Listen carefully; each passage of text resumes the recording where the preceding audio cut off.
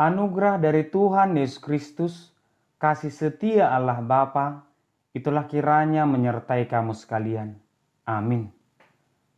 Firman Tuhan di pagi hari ini tertulis di 1 Korintus pasal pertama, ayat 27.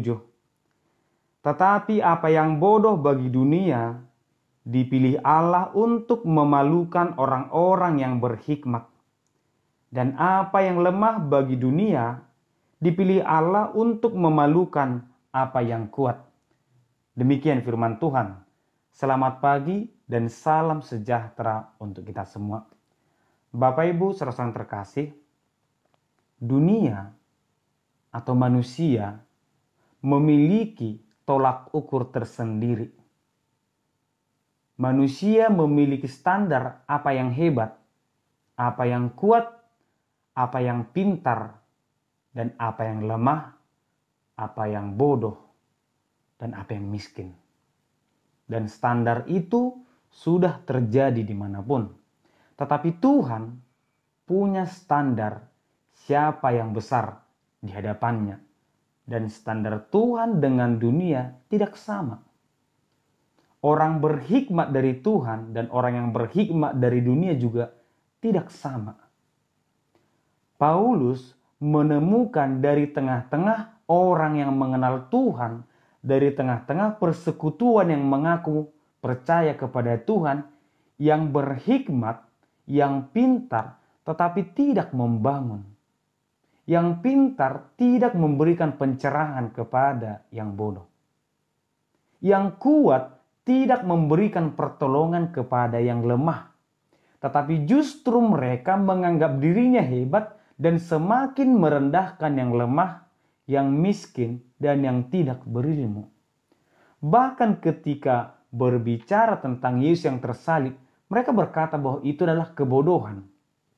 Karena tidak mungkin seorang juru selamat itu mati di kayu salib. Demikianlah firman Tuhan di pagi hari ini mengatakan kepada kita apa yang hebat menurut dunia belum tentu hebat di hadapan Tuhan. Apa yang kuat menurut dunia belum tentu kuat di hadapan Tuhan. Mari kita memilih ukuran yang benar.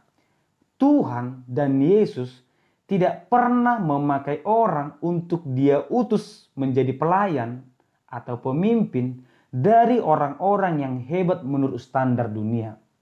Mulai dari nabi, hakim, raja, bahkan sampai murid-murid Yesus.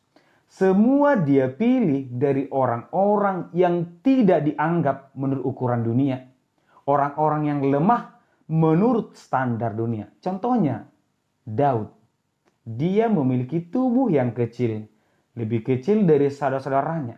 Murid-murid Yesus memiliki pekerjaan yang hina bagi orang lain. Pekerjaan yang tidak dianggap oleh orang lain. Tetapi Tuhan mau membuktikan kepada dunia bahwa apa yang benar menurut dunia belum tentu benar di hadapan Tuhan. Tuhan mau menegur orang-orang yang menganggap dirinya kuat bahwa Tuhan lebih memilih orang yang siap, orang yang mau melayani daripada orang yang menganggap dirinya pintar. Tuhan menegur orang-orang yang lemah. Tuhan memakai orang-orang yang tidak dianggap. Jangan karena engkau lemah, kamu tidak mau berharap. Mari hidup bersama Tuhan. Biarpun engkau lemah, hiduplah selalu bersama Tuhan. Karena Tuhan akan memakai siapapun yang mau melayani. Siapapun yang dianggap oleh dunia ini lemah, Tuhan akan pakai. Kita sebagai orang percaya dipilih Tuhan bukan karena kita kuat, bukan karena kita hebat menurut standar dunia, tetapi karena kita besar, luar biasa di hadapan Tuhan, karena kita mau melayani, karena kita mau dipakai oleh Tuhan. Marilah sebagai orang percaya, jika kita memiliki sesuatu kelebihan menurut standar dunia, mari kita pakai untuk melayani. Jangan bermegah agar kiranya kita luar biasa di hadapan Tuhan. Jadilah berkat. Amin.